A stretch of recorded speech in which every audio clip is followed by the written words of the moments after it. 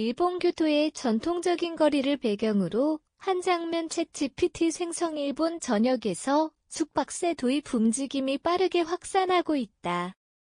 도쿄와 오사카 등 대도시를 시작으로 후쿠오카, 삿포로, 교토 등 주요 지방 도시들도 숙박세 도입을 공식화하며 정책 변화를 꾀하고 있다.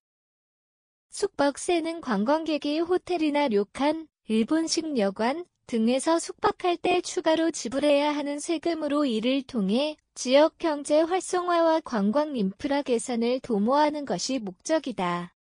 도쿄는 2002년 일본에서 가장 먼저 숙박세를 도입한 도시로 일박 요금이 1만엔 약 9만 원 이상일 경우 100엔에서 200엔의 세금을 부과하고 있다. 오사카도 2017년부터 유사한 세제를 시행하고 있으며 최근에는 일본의 대표적인 관광 도시인 교토도 숙박세를 강화하면서 관광객 부담이 증가하는 흐름을 보이고 있다. 특히 일본 정부가 코로나19 이후 관광업 부흥을 위한 다양한 정책을 내놓는 가운데 지방자치단체들은 숙박세를 통해 안정적인 세수 확보에 나서고 있다.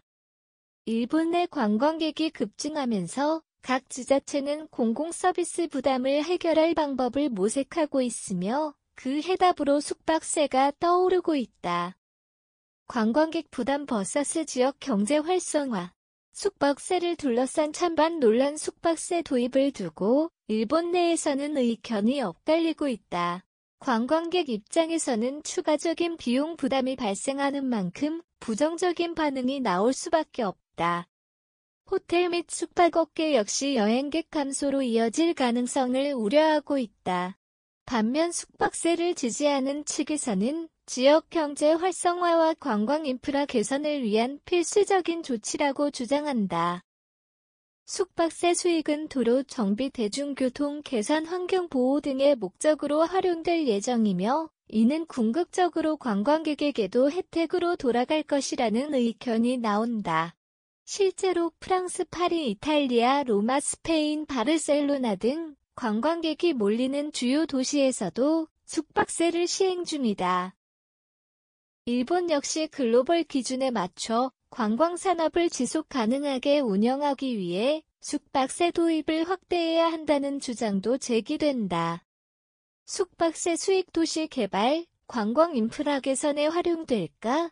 숙박세로 확보된 재원은 도시 개발과 관광 인프라 개선에 활용될 전망이다. 일본 지자체들은 숙박세 수익을 활용해 관광객 편의를 높이는 한편 지역 주민들의 삶의 질 개선에도 기여하겠다는 계획을 세우고 있다.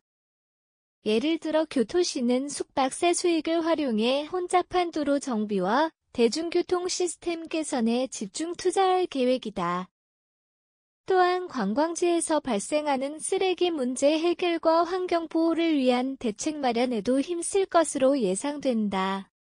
관광업계 역시 숙박세 도입이 단기적으로는 부담이 될 수 있지만 장기적으로는 관광 인프라 개선을 통해 일본의 경쟁력을 높이는 데 기여할 수 있다는 점에서 긍정적인 시각을 보이는 곳도 있다.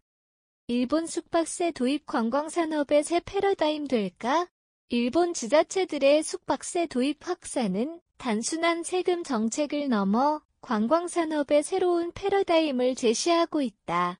관광객의 부담을 증가시키는 요소가 될 수 있지만 그로 인해 얻어지는 지역 발전 효과와 관광 인프라 개선이 더 크다면 장기적으로는 긍정적인 결과를 가져올 가능성이 크다.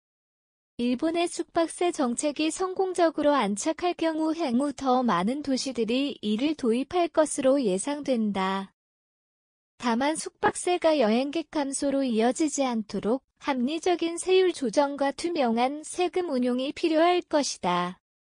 일본 정부와 지자체가 숙박세 도입과 함께 관광산업의 지속 가능성을 보장할 수 있는 정책을 마련할지 주목된다.